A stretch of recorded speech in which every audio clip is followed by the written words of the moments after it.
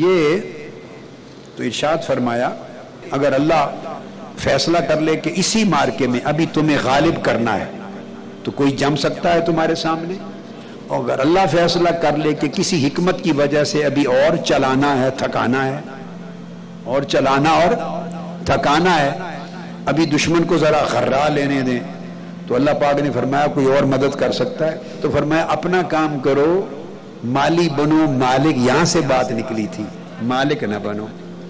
اور پھر فرمایا وَعَلَى اللَّهِ فَلْيَتَوَكَّلِ الْمُؤْمِنُونَ، آیت نمبر 160، مومنوں کا کام بس اللہ پہ توکل رکھنا ہے۔ مومن اللہ پر، اور جس کا توکل قائم ہو جائے اس کو ایک فائدہ بہت ہوتا ہے، وہ بے صبر ہوتا ہی نہیں، آئے کچھ ہو جائے وہ بے صبر نہیں ہوتا، چونکہ توکل جنم لیتا ہے یقین سے، اور یقین آتا ہے شک کی جڑوں کو کاٹ کر۔ جب یقین آتا ہے شک نہیں رہتا، دور دور تک نہیں رہتا۔ شک بے صبری پیدا کرتا ہے، بے صبری بندے کا حوصلہ کمزور کرتی ہے، بندے کو ختم کر دیتی ہے۔ شک بے صبری لاتا ہے، وسوسہ لاتا ہے بے صبری، اور بے صبر ہونے سے بندہ کا حوصلہ اور ہمت ہار جاتی ہے۔ یہ ایک الگ راستہ ہے۔ دوسرا راستہ ہے شک کی جڑ کاٹتا ہے ایمان، اور یقین کا درخت قائم کرتا ہے۔ جب یقین آتا ہے تو یقین کے درخت پہ توکل کے پھل لگتے ہیں، توکل کے پھل لگتے ہیں، تو وہ اللہ پہ توکل کرتا ہے، اور رضا کے اور ثقہ کے، تو توکل کے پھل لگتے ہیں۔ لہٰذا یہ یقین کے ذریعے تو مومنوں کو فرمایا مومنوں کا کام توکل کبھی نہ چھوڑیں، اور جب توکل ہوتا ہے تو فتح نظر آتی رہتی ہے وہ سامنے۔ اللہ نے فرمایا ان حزب اللہ هم الغالبون، وعدہ ہے پورا ہو کے رہے گا۔ کب کیوں کیسے میں نہیں پڑھتا، کب کیوں کیسے میں، وعلی اللہ فلیتوکل المؤمنون، مومن کا کام توکل کرنا ہے۔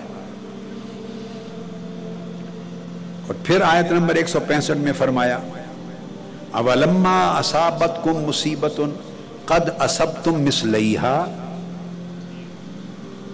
فرمایا کیا جب تمہیں یہ مصیبت آ گئی، پہنچ گئی، تکلیف ہو گئی، نقصان ہو گیا، تو کیوں پریشان ہوتے ہو؟ اس سے 2 گنا مصیبت دشمن کو غزوہ بدر میں نہیں پہنچا چکے؟ پچھلے مقام پر فرمایا تھا اسی جیسا نقصان، اب فرمایا 2 گنا، 2 گنا نقصان غزوہ بدر میں نہیں پہنچا چکے؟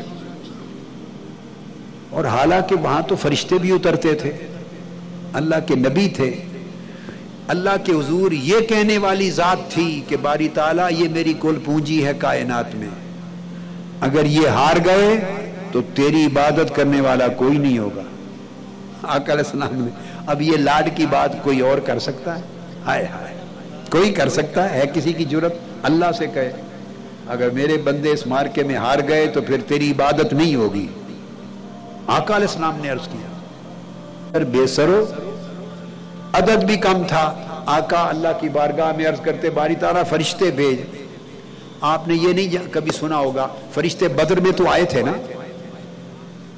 آئے تھے، لڑے بھی تھے، تو یہ بھی جان لو طے ہے فرشتے احد میں بھی آئے تھے،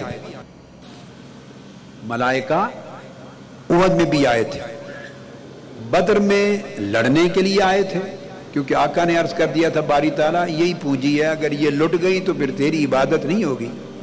اس کی شان بھی دیکھیں، بے نیاز ہے، اس نے جواب میں یہ نہیں کہا کہ محبوب کیا کہہ رہے ہو، میں اپنی عبادت کروانے کے لیے ان کا محتاج ہوں، رب کسی کا محتاج نہیں، اس نے بھی محبوب کی لاڈ کی بات، اس کی لاج رکھ لی۔ فرمایا فرشتوں میرے محبوب کہہ رہے ہیں کہ اگر یہ شکست کھا گئے تو میری عبادت ہی نہیں ہوگی۔ فرشتوں نے عرض کے باری تعالیٰ ہم تو کھڑے ہیں، حکم اب فرما کیا کرنا؟ فرمایا جاؤ تلواریں لو اور لڑو۔ تو بدر میں فرشتے لڑے تھے، اور صحابی آقا علیہ السلام سے کئی صحابہ پوچھتے تھے آقا یہ سمجھ میں نہیں آئی بات، میں فلاں کافر سے لڑ رہا تھا، میں نے تلوار چلائی، تلوار ابھی میری ہوا میں تھی، گردن پہلے کٹ گئی، تلوار اس سے ٹکرائی نہیں، گردن پہلے کٹ گئی، آقا مسکرا پڑتے تھے، فرمایا وہ فرشتے مار رہے تھے ان کو۔ میں نے عرض کیا تھا، اور کملی گر گئی تھی، ماری تعالیٰ اگر یہ ہار گئے تو تیری عبادت نہیں ہوگی۔ اور حنین میں عرض کیا تھا، باری تعالیٰ اگر تو چاہتا ہے کہ تیری عبادت نہ ہو تو پھر ان کو شکست دلوا دے، اگر تو چاہتا ہے کہ تیری عبادت، ایسی باتیں کون کر سکتا ہے آقا علیہ السلام کے سوا؟ کئی نادان سمجھتے ہیں کہ آقا علیہ السلام ہمارے جیسے تھے، اور بھلے انسان ہے جرت کسی بندے کی ایسی باتیں اللہ کے حضور کر سکے؟ اگر تو چاہتا ہے تیری عبادت نہ ہو تو پھر شکست کا فیصلہ کر، ان کو شکست نہ ہونے دینا۔ تو وہاں بھی غزوہ احد جیسی حالت آ گئی، حتیٰ کہ آقا علیہ السلام کو خود جھک کر کنکریاں اٹھا کے مارنا پڑی حنین میں، اس سے کفار منتشر ہو گئے۔ تو یہاں فرمایا، تو انہوں نے کہا کہ یہ کوئی مقابلہ نہیں ہے، منافق کہتے تھے یہ کوئی مقابلہ، کوئی جنگ ہے ہی نہیں، تمہارا نقصان ہی نقصان ہونا ہے، مارے جاؤ گے، کچھ ہاتھ نہیں آئے گا، اور اگر جنگ ہوتی تو ہم ضرور جاتے۔ یہ کوئی جنگ اور اس کا کوئی مقابلے کا ماحول دکھائی، حالات نہیں دکھائی دیتے۔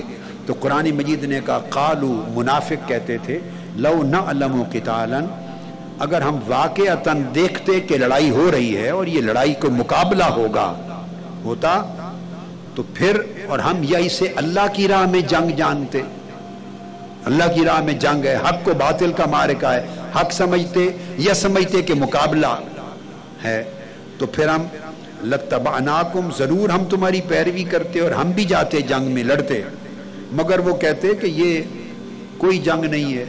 تو اللہ پاک نے فرمایا، ایسی باتیں کرنے والے مومنوں کا حوصلہ پست کرنے کے لیے باتیں کرتے تھے۔ اور پھر دیکھیے کتنی بار آیتیں گزر چکی ہیں، میں نے آپ کو کہا میں کوئی تکرار نہیں کر رہا، میں تسلسل سے آگے جا رہا ہوں، یہ تکرار اللہ پاک فرما رہا ہے۔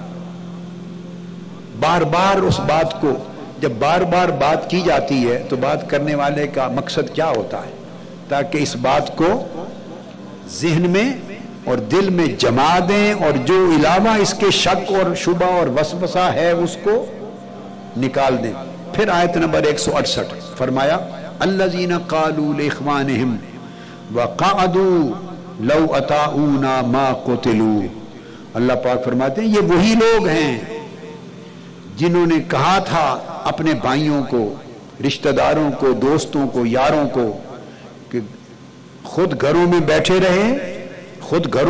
رہے، نہیں نکلے، اور ان سے کہا تھا کہ نہ جاؤ، اور کہنے لگے لو اطاعونا، اگر ہماری بات مان لیتے اور گھروں میں بیٹھ جاتے ہمارے ساتھ اور حضور علیہ السلام کے ساتھ لشکر میں نہ جاتے، ما قتلوا، تو اس طرح نہ مارے جاتے، چونکہ انہوں نے تو شہید بھی کیے 70 صحابہ، کئیوں کے ناک بھی کاٹ دیے، کان بھی کاٹ دیے، زبانیں کاٹ دی، اعضاء مبارکہ کاٹ دیے، سینے چیر دیے، چبائے، خدا جانے کیا کیا وحشیانہ عمل کیے، سب کچھ آنکھوں کے سامنے ہو رہا تھا، اور کسی کی سمجھ میں کچھ نہیں آ رہا تھا کہ یہ کیا ہو گیا۔